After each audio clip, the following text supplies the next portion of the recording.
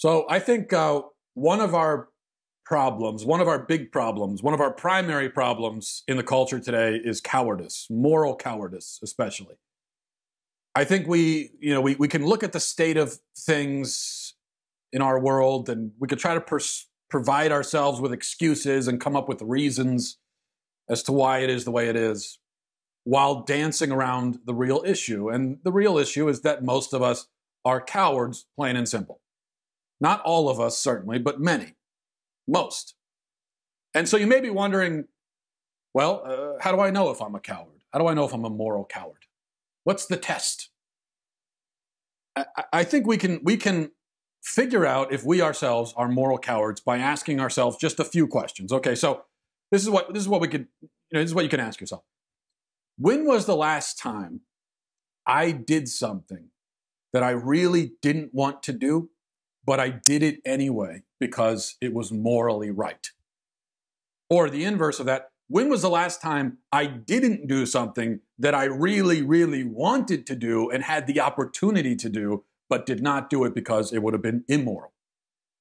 Or when was the last time that I took some kind of moral stand that I knew was going to bring about humiliation and maybe even worse consequences than that, and especially a moral stand that I knew could potentially alienate me from even my own friends and people on my side? And so I'm not talking about going on Facebook and writing some Republican things, some talking point from Fox News that all your Republican friends are going to agree with. No, I'm not talking about that. That takes no courage whatsoever. I'm talking about taking a stand on something that may alienate you from everybody practically, where you have no guarantees that anyone around you is going to agree. I think if we honestly ask ourselves those questions, if we're really honest about it, so I'm asking you, really think about this. Ask yourself honestly those questions, just as I'm asking myself those questions.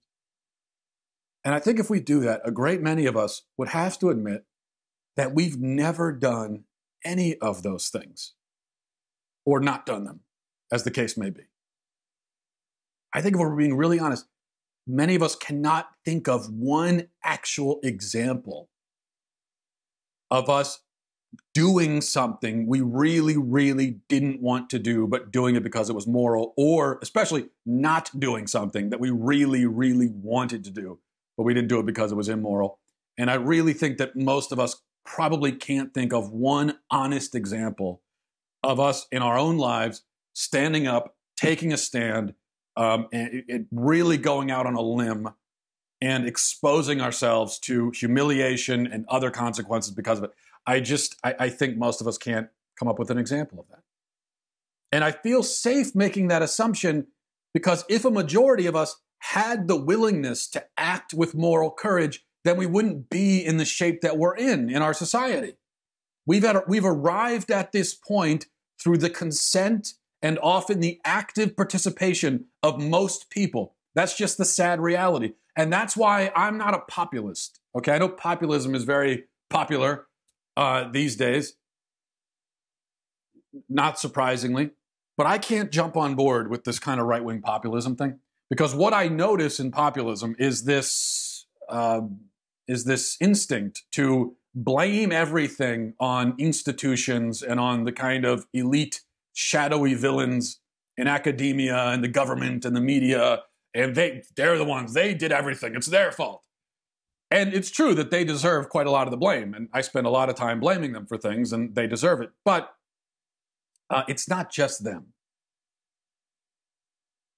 The sad fact is that most regular people have participated in the degradation and destruction of our culture. And if they were not participating, or at least consenting to it through silence, if most of us weren't doing that, then we wouldn't be in this state. All of those elites and everything, they only have the power that we give them. Hollywood only has any power because if we didn't pay attention to Hollywood, it would have no power whatsoever. It also wouldn't have any money if we didn't give them money. We all sit back and like, how does Hollywood have so much power? This is ridiculous.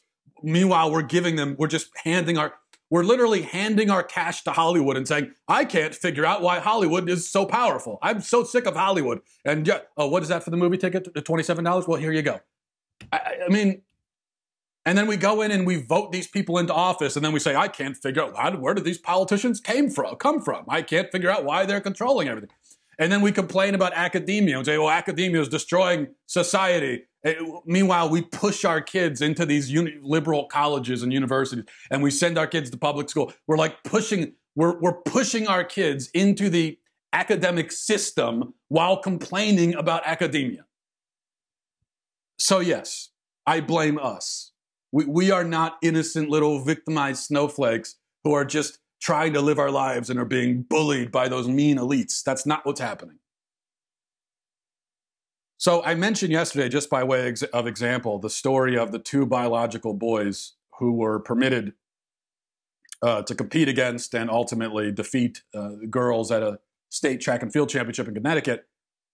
And I talked about this on the show yesterday. The reason I bring it up again is because it's what got me thinking about the issue of courage.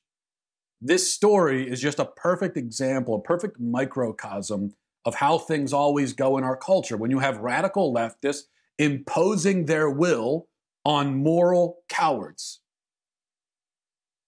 So as I said yesterday, just in that example, just as one example, if every parent who silently disagreed with allowing boys to steal medals from their daughters, and every coach who privately felt disgusted by it, and every school official who harbored serious reservations about the whole thing in their minds, if they all would just speak up and refuse to participate in or facilitate any competition that involves boys, then the problem would be solved. Just like that. And that's the case for most of these problems.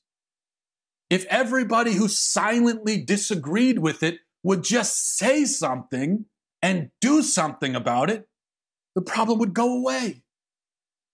It would really be that easy for most of these things. But in that case, too many people were afraid. Too many of them were cowards. And so they let the smallest minority pushing the craziest ideology prevail because they were too afraid. I hear all the time about the so-called silent majority. There is supposedly a silent majority who allegedly opposes and despises radical leftism. You know, they're not on board with any of this stuff. They're the silent majority. And conservatives will often talk about this majority with some kind of like pride. You know, conservatives will talk about this majority as if we're proud of the fact. We'll say, well, you know, we're the ones really in the majority. We're the ones. There's more of us than there are of them. Did you know that? Well, I don't understand the pride, because if this majority exists, and I think it probably does, then their status as a majority just makes their cowardice all the more shameful. I mean, you're telling me that we're in the majority and we know we're in the majority, yet we still won't say anything? We still sit back and let all this stuff happen? We've allowed the relativists and the hedonists to upend and reshape and reform and destroy our civilization and dictate terms to us and get their way on almost everything, even to the point of intruding into our daughters' bathrooms and sports teams. And what do? In response, we just kind of shake our head and we furrow our brows and we mutter quietly to each other and we complain about it, whispering in our living rooms to each other when nobody, you know, we're whispering to each other in our living rooms with the doors locked. We're looking around and, hey, you know, I really disagree with this transgender stuff. You know, I honestly, I think it's crazy, but, oh, shh, someone's coming. How many schools have instituted these insane transgender policies while a majority of parents and teachers and everybody opposes it, yet says nothing? You've got this, in these cases with the transgender stuff, there's definitely a silent majority who are totally against it and think it's nuts, but they won't say it. They just stay quiet. And that's just one example. I mean, in my piece yesterday, I mentioned the the story of a CrossFit executive. Now, this is an example on the other end of the spectrum. This is an example of courage. This is what courage looks like. So a CrossFit executive got fired after saying that gay pride parades and gay pride festivals are sinful, which is true. They are sinful. And he said this on his own Twitter account, and he was fired for it. But that made me think, well, how many communities have hosted these sinful spectacles known as pride parades, while the majority of residents in these communities are absolutely opposed to the whole thing, but they don't say a word of protest against it. They just kind of stand off on the side, and maybe they even wave one of the rainbow flags just so nobody, because they don't want anyone to know that they're opposed to this in their head. They're so terrified. How many people feel very upset about the Holocaust of the unborn that happens in abortion clinics across our nation and the 1 million babies that are killed every year? And yet, although they feel upset by it, they do and say nothing in opposition to it. How many people complain, as I said, about Hollywood and all the filth on TV and everything, yet they keep on watching it, watching the filth and letting their children watch it, and on and on and on and on. We let all of this stuff happen. We stand by while it happens. We say nothing, and then we claim that our silence is rooted in some kind of principle. This is my favorite thing, when conservatives are trying to justify their cowardice and their silence, and so they'll try to make it about freedom, about respecting other people's privacy, and they'll say, "Well, I don't agree with it, but we all have freedom, and the free market and freedom and free market." That's become, look, I believe in freedom and I believe in the free market, but it has become a crutch for cowardly wusses in the conservative movement who just they lean on that for everything, to give them an excuse so they don't have to fight back ever about anything. So, like, for instance, I remember I wrote an article a few months ago about porn, and I said that porn should be banned. It should be illegal. Which is a position, the idea that it should be illegal to publish hardcore pornography that children, that like 8-year-olds can access. Now, that is not a radical position, or at least up until very recently, it would not have been considered a radical position. And almost anyone who considers them conservative, consider themselves conservative, and certainly anyone who considers themselves Christian would agree. Obviously, yes, that stuff should be illegal. So I wrote this article, and what I found is that the majority of conservatives in the audience absolutely disagreed with making hardcore pornography. They on the basis of freedom, they said, it's freedom. So yes, because of freedom, we have to let our 8-year-olds watch hardcore pornography. That's what we need. It's freedom. That's what Thomas Jefferson would have wanted. You know something? I know this is going to be very scandalous for a lot of conservatives in the audience. I don't care what Thomas Jefferson would have wanted. Thomas Jefferson is not God. Now, I actually don't agree. I think that our founding fathers never intended for the First Amendment to cover hardcore pornography. And if they could have looked into a crystal ball and saw a situation where the First Amendment was being used to give pornographers the freedom to shove this filth into the faces of children, I think our founding fathers would have been very much against that. And the fact that there were decency laws on the books in almost every state up until recently, I think that kind of speaks to that. But here's the point. I think it's pretty clear that the First Amendment does not protect hardcore pornography, and it does not exclude individual communities and states. It doesn't prevent communities and states from having standards of decency and decency laws. So that's, as far as the law goes, I think that's clear. But as far as what our founding fathers individually would have wanted in their own heads, I don't care. It doesn't matter. It doesn't matter to me. I mean, Thomas Jefferson was also, he ripped apart the Bible and made his own Bible, okay? So that's from a moral and spiritual perspective, that's the kind of guy we were dealing with. So I don't really care what his moral and spiritual opinions were, all right? That as a Christian, what we need to be worried about is, what would Jesus? It's not like, what were Thomas Jefferson, what were the founding fathers' priorities? What was Jesus's priorities? What would Jesus want for our country and our community and our children? That's who we should be worried about. Jesus is God, not the people on Mount Rushmore, not the founding fathers, not the people that, signed the Declaration of Independence. They were great men. They were not gods. And I think in the conservative movement, what we've done is we have made a religion we've made kind of a national religion for ourselves. And we have pushed Jesus out of the frame completely. But as Christians, I think it's clear that our first priority is to shape the kind of country and the kind of civilization, the kind of community that God wants for us. That's what we should be doing. And that means standing up against filth and degeneracy and all this stuff.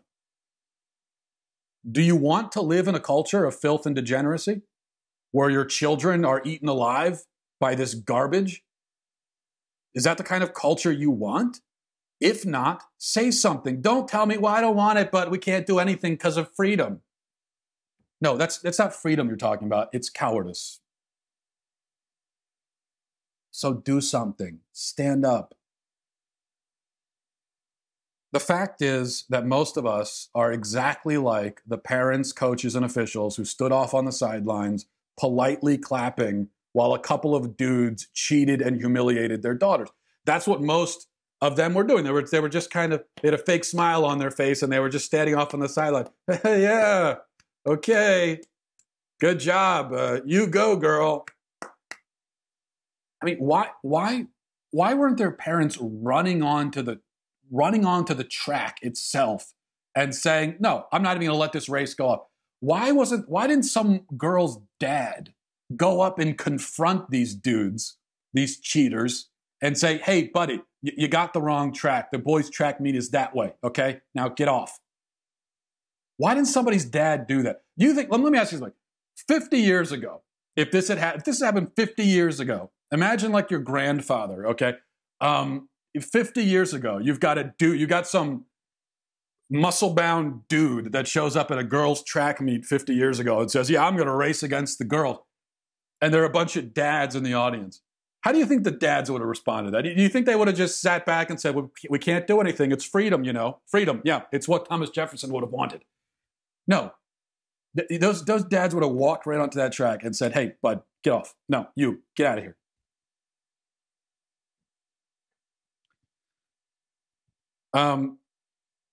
But we don't do that anymore. And why is that? Because we're afraid. And what do we say we're afraid of? I think the one of the excuses that you always hear is, well, we'll lose our jobs.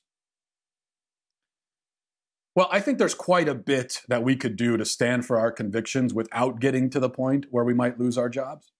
Like losing our jobs is here and we're over here. We got a lot of room to cover before we have to worry about losing our job. But even if that is a risk, and maybe it is in some situations, for some jobs, maybe it is a risk. Okay. Maybe that's a risk we have to take. Jesus says we have to be willing to give up our lives for the truth. So if we won't even give up our jobs potentially for the truth, then how far are we from living like Jesus told us to live? But the thing is, that's not even the real fear, is it? Because it's not just about jobs. I think people are mostly afraid of social alienation. They're afraid of humiliation. And it's natural to fear those things. But really, when you think about it, who cares about that? Who cares what these cackling drones think about you? So people laugh at you. Who cares? I mean, why be afraid of that? Our lives are not being threatened. We're not being called upon to demonstrate a huge amount of courage, the kind of courage that you need to demonstrate when your actual life is at risk. Our lives aren't at risk. Nobody's coming to our houses and killing us because of our opinions.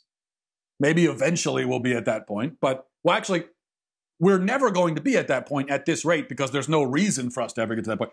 Our ideological enemies and the enemies of God in our culture, they don't need to kill us because we're no threat to them. We're too busy watching Netflix and minding our own business. So why are they going to come kill us? We're not worth killing, basically. The Christians in the Middle East, they're worth killing from the perspective of the satanic persecutors of the church, because they're on fire with the faith and they're courageous and they're strong Christians. And so the enemies of the church say, all we can do is kill them. The enemies of the church in this country, they look at us and they just laugh. They say, you guys are no threat. You're not going to do anything. I mean, you won't even stop watching Disney movies. Yet you complain about Disney. You can't even bring yourself to do that. Yes, you're no threat. No, you're worried we're going to kill you. Why would we ever do that? So it's not a lot of courage that we need to demonstrate. I think we need to demonstrate just a little bit. Just a little tiny speck of courage. And if we all had that, if we all had just our little speck, if we all came equipped into every situation with just that little speck of courage, like you can hardly even see it, but if we all have that, and we're willing in any situation to demonstrate just that small speck of courage for only even just a few seconds, that's what most situations call for, a small amount of courage that you will demonstrate for a very short amount of time. And if we were willing to do that, then I think everything would change. So that's my challenge to you and to myself. Because, by the way, I'm saying all this, I'm talking to myself as well, not just to you. I'm talking to all of us. That's why I'm using the word we and us. I certainly don't put myself forward as some sort of monument of courage at all. So this is a challenge for all of us. And I think if we're willing to just have a little bit of courage for a short amount of time, little courage in small spurts, basically, if we're willing to do that, then I think things would change. So let's give it a try. It's worth a shot. And who knows? It could be fun. It could be exciting. That's the other thing. I think if you live with courage, your life is also more exciting and unpredictable, right? So let's just try it and see what happens. Thanks for watching. Thanks for listening, everybody. Godspeed.